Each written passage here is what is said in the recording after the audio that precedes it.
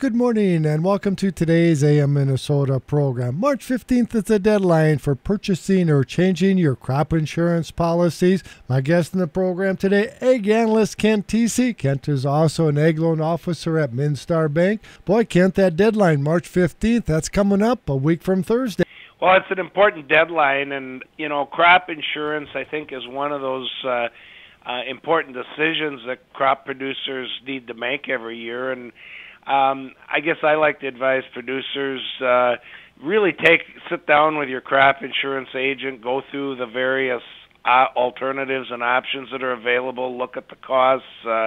Again, the premium subsidies by the federal government are above 60%, all the way up to 80% coverage, and just below that at 85%. So really up to 80%, it's a good buy for the money for the kind of coverage you get. And the rise in prices we had here at the end of February kind of helped bring our base prices up, $3.96 for corn and $10.15 for soybeans. So some nice prices. Those are Chicago Board of Trade prices, but gives you a nice place to start if you're setting up a marketing plan.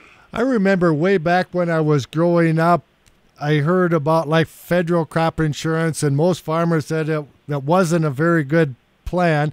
But boy, over the years, we came up with a multi-peril, I think about in the 80s, and then the revenue assurance with fall harvest option. I mean, it's really improved dramatically over the last 20, 30 years.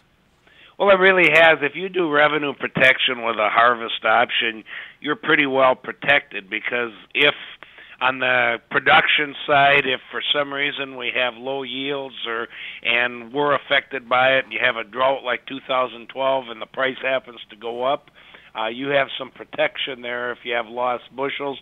On the flip side, on the revenue side, if we have big production years like we've been having and the price drops during the growing season, you have some revenue protection there, and it protects a certain guarantee of revenue, and that's important. A lot of farmers go back to 2012-13 when they actually could almost lock in a profit those years with the guaranteed price and the yields. Well, that really isn't the normal or the intent of crop insurance, is to lock in a profit, but the intent is to be able to cover your costs of production, and hopefully you're still able to make a profit. And you can do that today. If you're at an 80 or 85% coverage, for most producers with corn or soybeans, they're able to at least hold things together, and that's very important today. And also crop insurance, it gives you that flexibility to go out there and take advantage of these rises in the markets like we've seen in the last couple of weeks. You can feel comfortable forward pricing or hedging out there and not worrying about production up to your 80 or 85% of your APH level. The way I look at it, Kent, when you look at your land costs and the cost of planting a corn crop, hundreds of dollars an acre, and then you're going to quibble about maybe $25, $30 an acre to pretty much cover the majority of your costs, or at least going to get that all back, I don't think it's a very good business decision to say I'm not going to buy crop insurance. Yeah, I really, and I think most ag lenders would agree with, from where I sit in my chair, that it's extremely important, and it makes you a lot more lendable, I guess, and makes you can rest easier at night as a producer, and certainly your ag lender, if they know that you got some insurance coverage backing you up. And we've had umpteen examples here in the last few years of folks that have had crop insurance. I can tell you from over in our area, 2016, where we had 50-plus inches of rain in part of our region. If it wouldn't have been for crop insurance and producers having 80 or 85% coverage on crop insurance on their corn, they would have had some real issues financially in 2016. So it coming out of that year. So it is important. Go back to the 2012 drought. It didn't affect us here in southern Minnesota, but I know I spoke at some meetings down in northeast Iowa, And believe me, the folks down there believe in crop insurance because that saved them that year when they had only 130, 40 bushel corn yields that year. The market update on KDHL was sponsored by the KDHL Agri Boosters, including Northern Buildings. For quality post-frame construction, visit them at their website, northernbuildings.com, or stop in and see them at the North American Farm and Power Show. My guest in the program today is ag analyst and ag lender with Minstar Bank, Kent Thiesse from Lake Crystal. Ken, just before the market break, we were talking a little bit about crop insurance, and if you want to change anything or purchase it for the first time, the deadline for doing that is coming up a week from Thursday on March 15th. Yeah, March 15th is the deadline. That's a nationwide deadline, and really there's no unknowns. The base prices were set as of the 1st of March, again at $3.96 for corn and $10.15 for soybeans, and that's very similar to the prices we had a year ago. And basically, what that allows you to do is at an 80 to 85% revenue protection policy, you can guarantee about $600 to $650 an acre, depending what your APH is. And on soybeans, you can probably guarantee between $400 and $450 an acre, depending what your APH is. So, again, that kind of comes pretty close to covering a lot of your production costs for the year in both corn and soybeans, including land rent. You can still buy, I call it the old-fashioned base multi-peril, where your guarantee is in bushels per acre and the price is set by the spring. If you harvest less than that many bushels times the price that was set in the spring, that's what you get. But really, it's gotten a whole lot more popular, isn't it? Haven't most guys moved to the revenue assurance? Well, I think most guys go to the revenue protection because it, what we've seen here, except for about 3 years back, 11, 12, 13 there, we've seen a normal price pattern is that prices tend to drop from pre-planting down to harvest, especially when you have big carryover levels and high production years, and that's happened the last 3 years. And what the revenue protection does, it gives you some added protection there when the price goes down. So actually, let's say you had a 80% coverage level at a 200 bushel an acre, so your coverage is really at about 160 bushels an acre. It actually just ramps that up as the price goes down. So suddenly, if the price, depending how much it drops, you can all of a sudden be up 175, 180 bushels if you drop down below that you have some protection there. So it does give you that, and most farmers also look at the harvest price option, which isn't available on yield protection only. If we would get a major drought like we did in 2012 and the price takes off for corn or soybeans, you have that added protection of that added price where, for example, if the corn price is $3.96 and you just had a yield policy, you're only paid on your lost bushels at the $3.96 level. If the price would go up to $6 a bushel, if you had revenue protection with a harvest price option, you would be paid at the $6 level. So there is that added protection as well. It seems like many years there's a few new wrinkles, but doing some reading, it doesn't look like there's that many new wrinkles this year. About the only change they made was they reduced the prevented planting coverage from 60% down to 55%. I guess there was some, and that wasn't really anything to do with our part of the world. It's kind of out in some of the fringe areas where, people were taking advantage.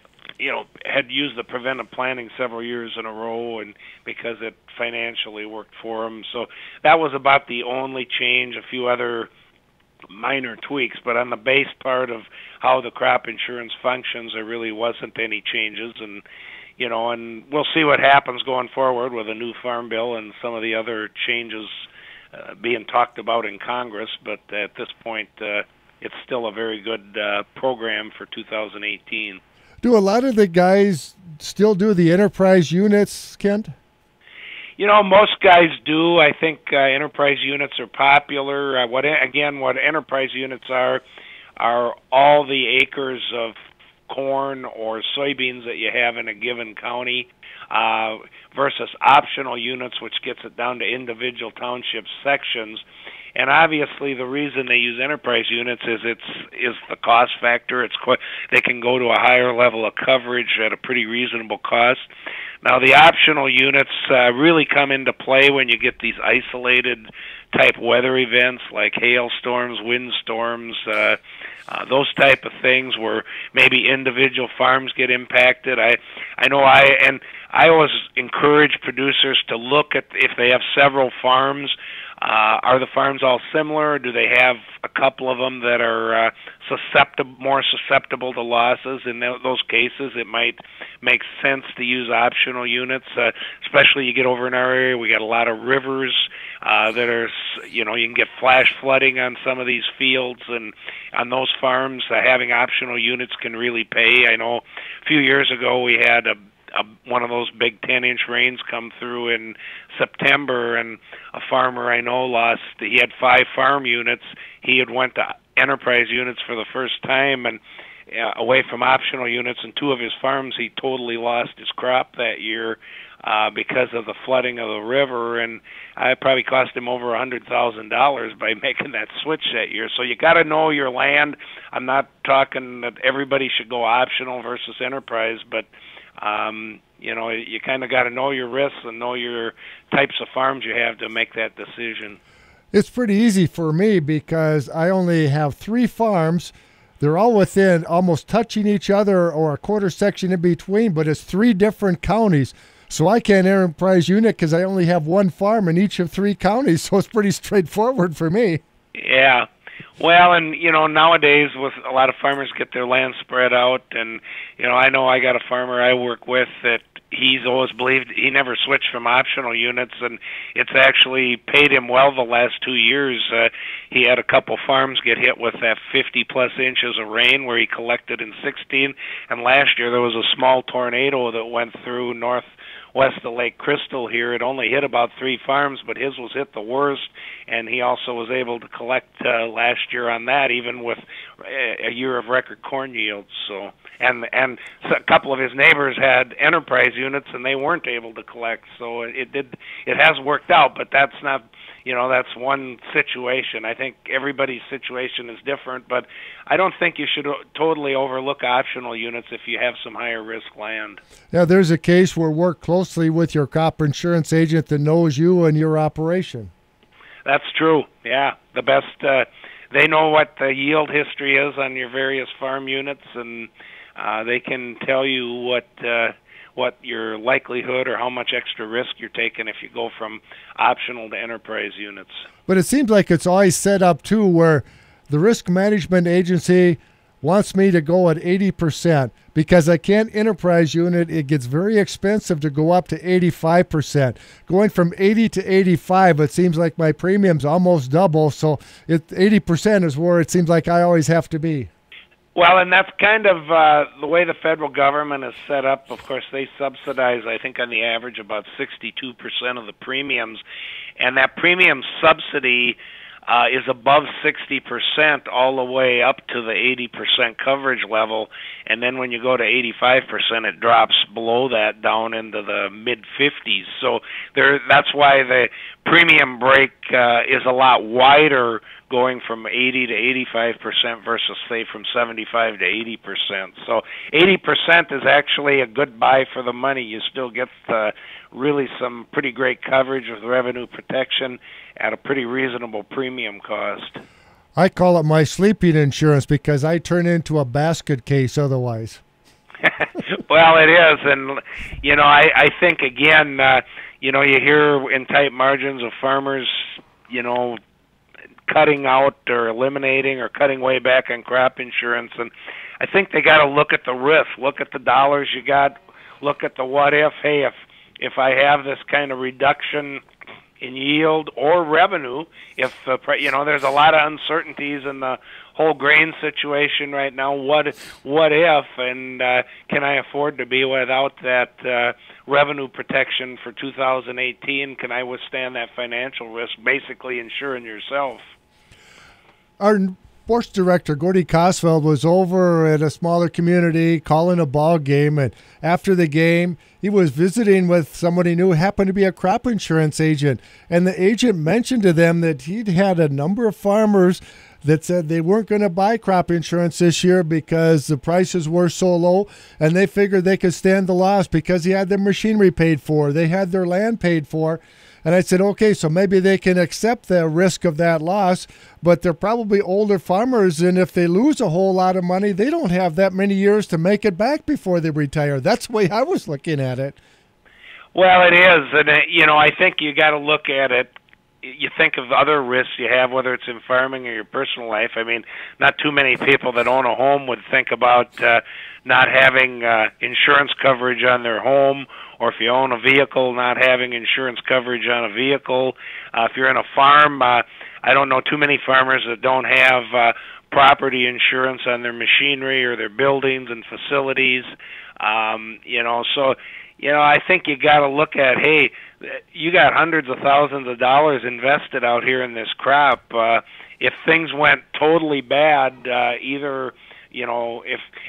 we're just because we've had record corn yields in Minnesota 3 years in a row doesn't mean we're immune from having a low yield year, or part of the state that has a low yield from any type of weather calamity, whether it be late planting, drought, early frost, whatever it is. And then you also got to look at the price risk when you're doing revenue protection. I mean, the prices have come up a little bit here, but as we've seen the last couple of years, when you got big crop years and big surpluses, they tend to tail off if we have that again. Or you got the other factor with I'm just looking at a headline on my computer screen right now, trade war, what to expect for ag exports. If we get in a trade war that affects agriculture, we could see these grain prices drop pretty dramatically, and I guess I'd sure like to have that revenue protection there, at least on 80% of my production out there, that I can take advantage of current markets, but also have some protection down the road. When I look at my revenue assurance fall harvest option, I basically look at, I could lose a third of the crop because of hail, wind, something like that, before I'm probably going to collect. Well, the insurance companies, private insurance companies, have come up with some great options on adding a little bit of hail insurance on top, using your crop insurance as a base, or putting the wind endorsement on. So a lot of other very reasonably priced options to shift some more risk over to insurance companies. Yeah, again, having a good, reputable insurance agent is important, and many private companies got some very good add-on options. Hail insurance most common, because hail insurance starts paying from the first loss, so you're actually covering if you got 80% coverage, you're covering that 20% that isn't there. And the same with wind insurance. We've seen a number, especially on corn. I think wind insurance is really a key there, because that gives you that protection. And usually when the wind damage happens, it's kind of right at that critical time of pollinating and ear set where it can really affect yields. So I think it's good to sit down, go through that, figure out what works best on each individual farm. And even some of the hail insurance policies, they double up on the top part of the loss. Right. Yeah, there's some very creative policies out there.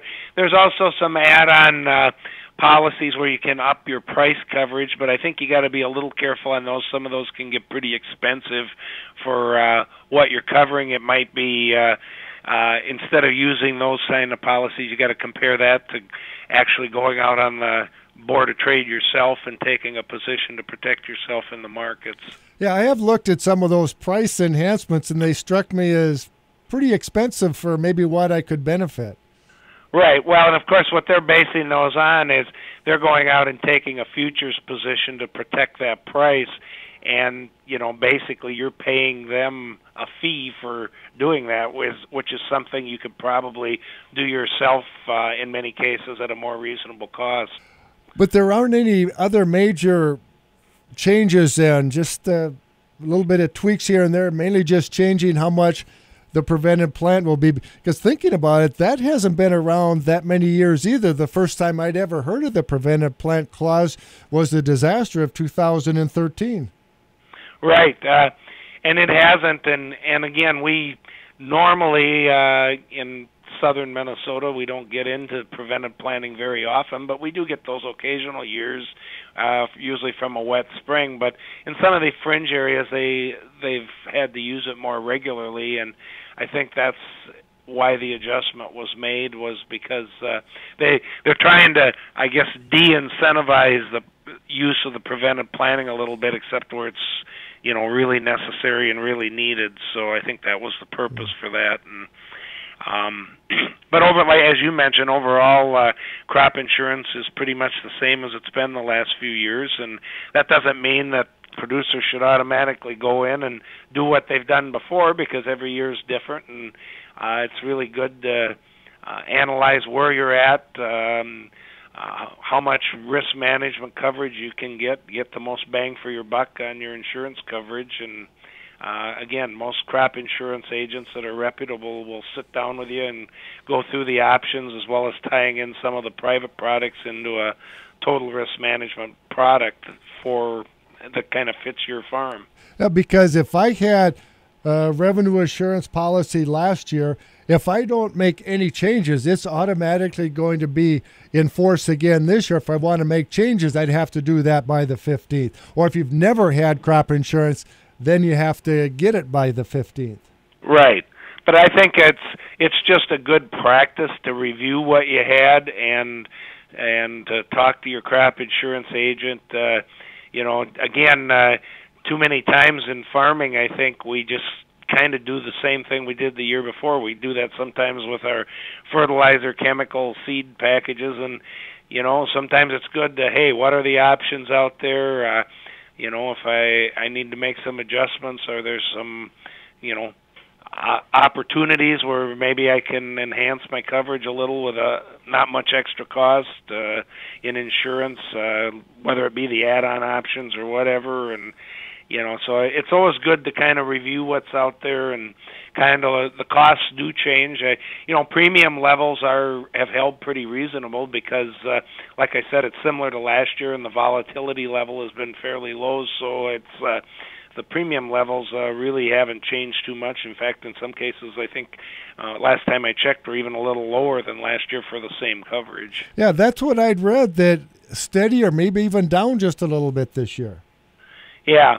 So again, I guess kind of reemphasize, I know everybody's looking for ways to cut corners and cut costs, but I'm not sure cutting back on crop insurance, where the federal government is paying 60% of your premium, is the best place to make those adjustments.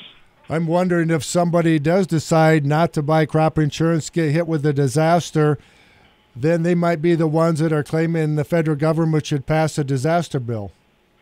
Well, and that is the case, and we've seen a pretty good example. I mean, one of the biggest crop disasters we've had in the past couple of decades was the 2012 drought. It wasn't in Minnesota, but in many other parts of the Corn Belt, and there was no disaster package passed there. And in fact, in recent years, most disaster packages have focused on livestock producers or on crops not covered by crop insurance, or vegetable crops, that type of thing.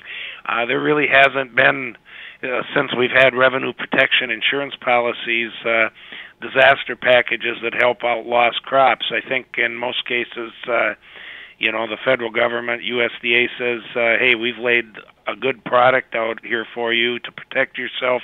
We're subsidizing it. If you made the decision not to take advantage of it, that was your own individual decision.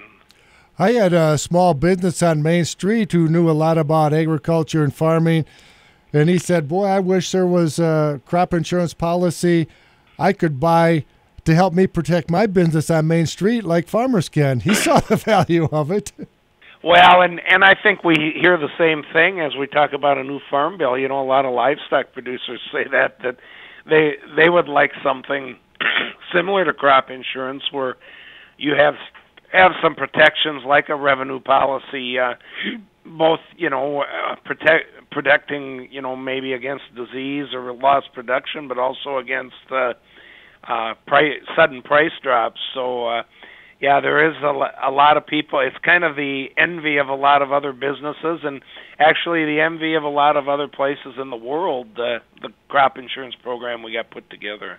What would you guess are the farmers that participate? It's got to be in the 90s, isn't it, Kent? Would you? Yeah, think? I think in the upper Midwest, it's up into the mid 90s that actually take some level of crop insurance, and it's actually I think fairly high level, at least in corn and soybeans in the primary growing areas that take 80% coverage or better.